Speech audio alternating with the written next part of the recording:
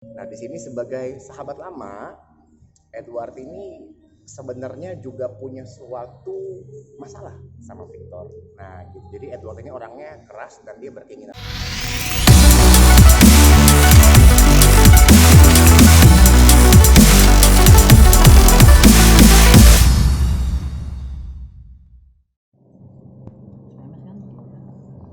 Oke, Jesse.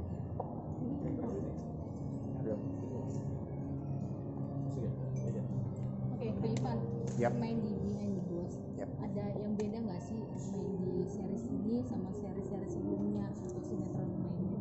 Oh ya, kalau dibandingin sama sinetron jelas beda ya. Karena kita kalau di web series ini, terutama di Behind the Boss ini, karakter dari setiap tokoh yang ada di cerita itu sangat kuat gitu. Jadi kita maininnya benar-benar harus ngedalamin emosi mereka juga lebih dalam, lebih apa ya, lebih karakternya lebih kuat lah intinya seperti itu dibandingin kalau kita bandingin sama sinetron. Tapi dari segi waktu sendiri lebih banyak peluang waktu untuk bersama keluarga di series kali ini atau sinetron? Oh, kalau kebetulan selama kemarin syuting series Behind the Boss ini kita saya di Kerawang terus ya, jadi nggak pulang ke rumah gitu ya. Tapi alhamdulillah sih keluarga di rumah pengertian aja kalau misalnya masalah kerjaan, dan juga di sini kita dapat fasilitas juga alhamdulillah yang sangat nyaman, jadi ya kerjanya enjoy aja gitu. Kalau kendalanya apa sifat di series ini? Gimana Mas? Ada masalah-masalah nggak? Karena kan syutingnya full di luar kota ya. Ya, kendalanya lebih ke kemarin tuh sempat kendala di lokasi sih Mas. Jadi kan kita sebenarnya lagi pandemi begini ya. Jadi nggak semua tempat kita bisa hajar gitu istilahnya. Jadi ada yang nggak boleh, ada yang boleh gitu, ada yang izinnya agak susah seperti itu. Itu aja sih kendalanya. Kalau dari segi kendala bermainnya para pemain sendiri sih alhamdulillah lancar-lancar aja semuanya. Tapi ini kan salah satunya si Kerawang lokasinya. Ya. Gimana untuk bisa bermain yang bisa dibilang kan biasanya tuh atau film itu biasanya di kota-kota besar kayak di Jakarta. Ini sekarang di Kerawang mungkin seperti kamu. Tanggapannya mengenai Kerawang gitu ya. Jujur ya, saya udah lama banget nggak Kerawang, mungkin udah nggak tahu berapa tahun. Begitu kesini tuh kaget loh.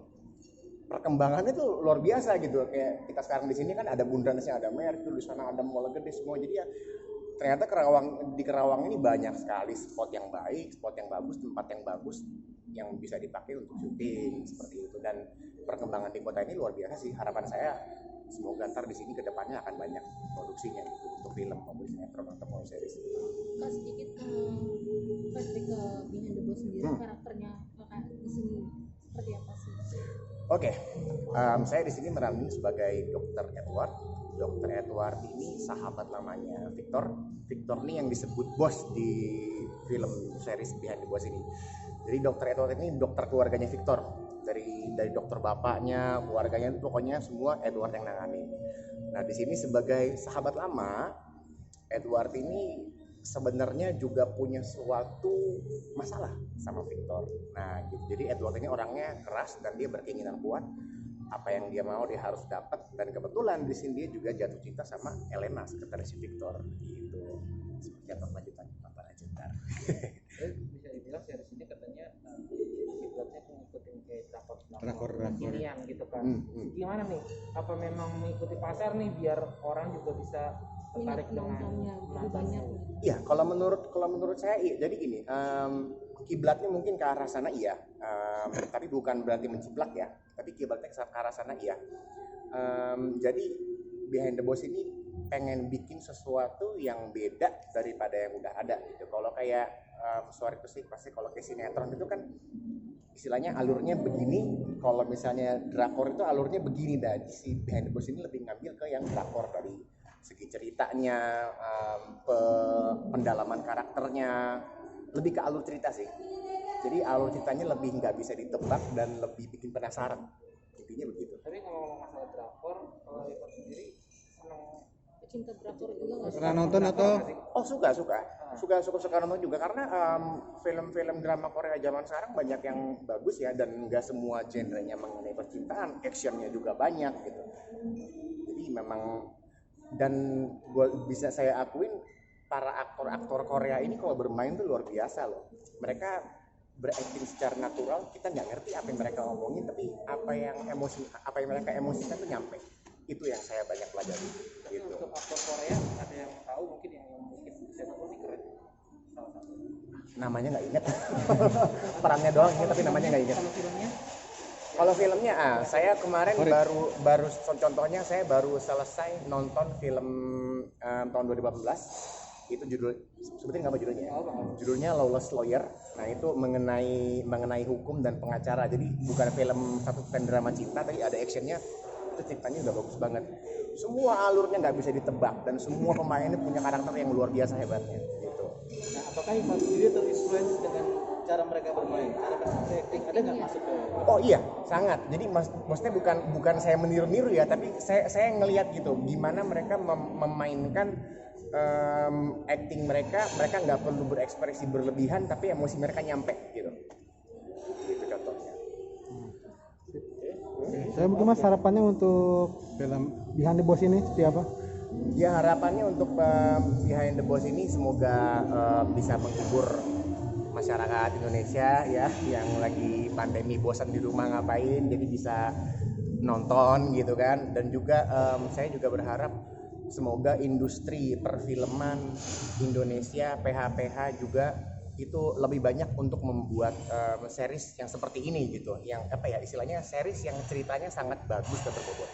tapi untuk PPKM saat ini mungkin menurutkan sebagai Ivan sendiri Gimana? pengaruh Sangat sangat berpengaruh banget ya, karena juga kita dari semua pekerja seni pasti terpengaruh sama PPKM, dan kebetulan saya kan juga ada bisnis, ada dagang juga, semua terpengaruh, semuanya drop. Tapi ya alhamdulillah kita ya bersyukur aja lah, sabar aja, semoga bisa lewat segera gitu. Ivan tadi kan sempat bilang dampak PPKM ini sangat berdampak buat Kak Ivan. Berpengaruh juga artinya buat usaha Kak Ivan. Sempat ada pengembangan juga nggak untuk karyawannya mungkin? Alhamdulillah masih bisa mempertahankan karyawan. Jadi sempat kemarin pas awal PSBB dulu ya, belum PPKM itu bisnis saya sepi, hancur-hancuran banget lah istilahnya buat kita ngehandle gaji karyawan aja nggak cukup, tapi masih ada tabungan, saya bisa survive, jalanin strategi marketing lagi, alhamdulillah bisa bangkit lagi, bisa rame lagi. Sekarang PPKM turun lagi gitu lagi. Tapi ya semoga ini bisa pulih lagi lah kan. Sempat kasih pengertian juga nggak sih ke karyawan? Oh sempat saya kasih kemarin pas awal PSBB kemarin, bahkan kita nggak, biasanya kita kasih THR kan, THR sekian bulan gaji gitu kan. Saya sempat ngomong sampai, ini mohon maaf nih THR saya kasih sebisanya aja gitu. Ya alhamdulillah mereka ngerti, karena mereka juga ngelihat teman-teman mereka bahkan banyak yang di PHK gitu, mereka bisa dapat gaji aja disyukur gitu. Berarti seperti itu dong, hampir putus asa paling tidak ya? Hampir Pak, hampir bangkrut bener-bener. Bisa dibilang hampir bangkrut sih, tapi ya berusaha, berdoa, putar otak, cari strategi lagi gimana bisa laris lagi, alhamdulillah jalan lagi. Ya. Ivan, banyak orang atau banyak selebriti yang menjadikan PPKM sebagai alasan untuk stres lah katanya, turun ke jalan. Ivan gimana?